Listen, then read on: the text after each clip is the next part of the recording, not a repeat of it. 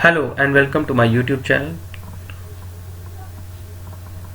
We will learn public international law today. So what is public international law? Basically, what is the definition of public international law I will cover, and I will cover also the definition with some jurist, what definition they told about the international law. So first of all, when we hear international law, what pictures comes in our mind? What are the legal bindings of that law, and how that law is enforceable? These three things we must have to ask ourselves whenever we study any topics in the law.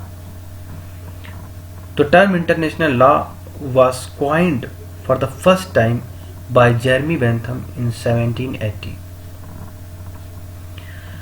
यानी कि world war के बाद का जो time था, वहाँ पे जो ट्रीटीज की ज़रूरत पड़ी लोगों को, तो अब उनके बीच में यानी स्टेट्स के बीच में कुछ ऐसा होना चाहिए, कोई ऐसी सुप्रीमेसी होनी चाहिए जो उनके वादों को सुने, उनके बीच में जो डिस्प्यूट्स हों उनको सॉल्व करे। लेकिन अब ये कानून कौन बनाएगा? जो ताकतवर होगा, यानी कि जो ताकतवर होगा, जिसके पास पावर होगी, यानी कि एक लेमैन टर्म बोल, जिसकी लाठी उसकी भैंस।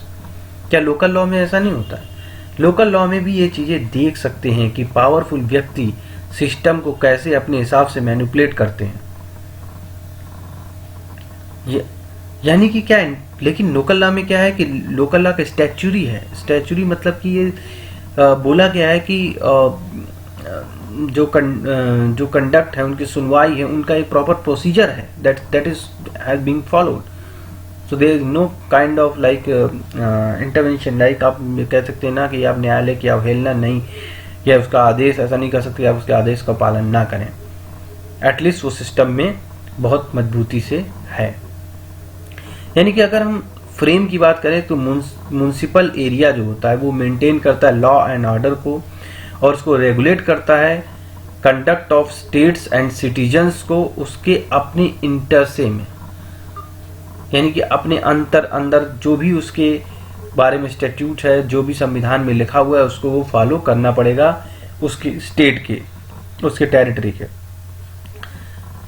तो इंटरनेशनल लॉ में एक चीज कहा थी, some rules are made in international law to govern the mutual conduct of different states which are called international law. यानी कि अगर हम इंटरनेशनल लॉ की बात करें तो ये हमारे दिमाग में सबसे पहले आ जानी चाहिए कि हम डिफरेंट स्टेट्स के कंडक्ट के बारे में बात कर रहे हैं, एंड जो सिविलाइज्ड लोग फॉलो करते हैं। अब इसमें एक डिस्प्यूट है, इसकी डेफिनेशंस में एक्सेप्शंस भी हैं और डिस्प्यूट्स भी हैं, that we will cover in later. लेकिन अब सबसे पहले हमारे दिमाग में बात आती है कि what is the international law, and अगर हम इंटरनेशनल लॉ का हम डेली में यूज क्या करते हैं। जैसे एक बहुत बढ़िया एग्जांपल बताता हूं मैं आपको। इंटरनेशनल लॉ में what is the significance of that law, ये लॉ क्यों इंपॉर्टेंट है, why should be read this law. जब ऐसा है कि भाई पावरफुल लोग ही यूज कर रहे हैं और सिस्टम में ये वो चीजें हैं, तो जैसे अमेरिका ने वीटो पावर बना दिया है, वहां से चीजें को सुनवाई हो रही है, बट फिर भी एक आम आदमी की जिंदगी में इसका क्या फायदा है, अब मैं बताता हूँ आपको। जैसे एग्जाम्पल 1 है कि आप एयर टिकट लेते हैं, तो जब आप एयर टिकट लेते हैं तो उसके नाम आपके एक क्या होता है कि आपका नाम लिखा होता है उस टिकट में, और आपको कहाँ जाना है वो लिखा होता है, और सबसे लास्ट में ये होता है जो ऑब्स्ट्रक्शंस होती हैं, जो विवाद, जहाँ पे लॉ आना जरूरी है, वो चीजें। जैसे कि आप एयर टिकट लेते टाइम या प्लेन पे यात्रा करते टाइम आप चाकू नहीं ले जा सकते हैं, छतरी नहीं ले जा सकते हैं, गन नहीं ले जा सकते हैं, और उनके सिंबल भी बने होते हैं। तो कानून के तहत ये ऑब्लिगेशंस जो हैं उनको फॉलो कराना उस कंट्री की जिम्मेदारी होती है, और इसको फॉलो कौन कराता है? International Civil Aviation Organization, ICAO। अब एक दूसरा एग्जांपल लेते हैं। ए अमेरिका में है और बी इंडिया में है। एक बी का जो इंडिया में है उसका ट्रेडिंग का बिजनेस है और टेक्सटाइल एक्सपोर्ट करता है अमेरिका को। अब उसने कोई ए बी के साथ एक प्राइवेट इंटरनेशनल लॉ है, मतलब प्राइवेट इंटरनेशनल लॉ कहते हैं। अब लॉ दो तरीके का होता है, पब्लिक इंटरनेशनल लॉ और प्राइवेट इंटरनेशनल। जो स्टेट से स्टेट के बीच का जो रिलेशनशिप है that is deal with the public international law. और जो स्टेट के किसी एक पर्सन का किसी दूसरे स्टेट के पर्सन के साथ यानी दूसरे कंट्री के पर्सन के साथ भी है जो डीलिंग है वो प्राइवेट इंटरनेशनल लॉ में आएगी। अब क्या हो रहा है कि जो ए इंडिया में व्यक्ति है वो बी दूसरे व्यक्ति को जो अमेरिका में है उससे कोई ट्रीटी मतलब उसके साथ कोई बिजनेस करता है, और जो इंडिया में व्यक्ति है उसका बिजनेस जो है वो टेक्सटाइल का बिजनेस है and exporting textile products to America में एक आदमी है उसको टेक्सटाइल के प्रोडक्ट को एक्सपोर्ट करता है।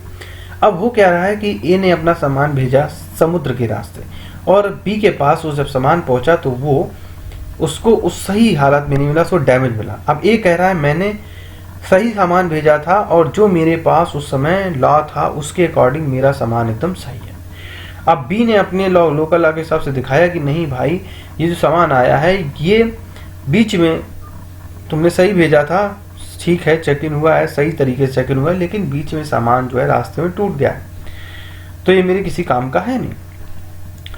तो अब इसकी रेमेडी क्या होगी, कौन देगा इसकी रेमेडी, ए और बी जाए कहाँ। तो अब इसकी रेमेडी जो होगी वो एजेंसी जो होगी, जो कैरियर एजेंसी है वो प्रोवाइड कैसे करेगा, मतलब कैरियर एजेंसी से रिलेटेड यानी ये कैरियर से रिलेटेड रेमेडी उत्पन्न हो गई। और ये कैसे कहाँ से होगी, इंटरनेशनल कन्वेंशंस के थ्रू होती है ये। तो यूएन का जो यूनाइटेड नेशंस का जो सेल्स ऑफ गुड्स का कन्वेंशन होगा दो कंट्रीज के बीच में बिजनेस करने के लिए वो यहाँ पे लागू होगा। इसी तरह से कुछ और कमर्शियल कॉन्ट्रैक्ट है जैसे यूनिड्रा हो गया, यूनिसिट्रॉल हो गया, ये लागू होते हैं। तो इसलिए मैं आप लोगों को ये बता रहा हूँ तो यहाँ पे पब्लिक इंटरनेशनल लॉ आपकी डेली लाइफ में भी यूज होता है और इसकी इम्पोर्टेंस इसलिए है। Now we are coming to the definitions. So what is the introduction of international law. Introduction में हम क्या बोलते हैं, इंटरनेशनल लॉ का introduction like international law is a set of rules generally regarded and accepted in relation between the nations. जैसे मैंने बताया कि जो इंटरनेशनल लॉ है वो क्या है, दो स्टेट्स के बीच में रिलेशंस है। International law is set of rules generally regarded and accepted. क्या सेट ऑफ रूल्स हैं जो रिगार्ड किए गए हैं और एक्सेप्टेड हैं इन रिलेशन बिटवीन द नेशन। अंतरराष्ट्रीय विधि से आशय उन नियमों से हैं जो स्वतंत्र देशों के बीच परस्पर संबंधों या विवादों के निपटारे के लिए लागू होते हैं। अंतरराष्ट्रीय कानून किसी देश के अपने कानून से इस अर्थ में भिन्न है कि अंतरराष्ट्रीय कानून दो देशों के संबंधों के लिए लागू होता है, न कि दो या अधिक नागरिकों के बीच में।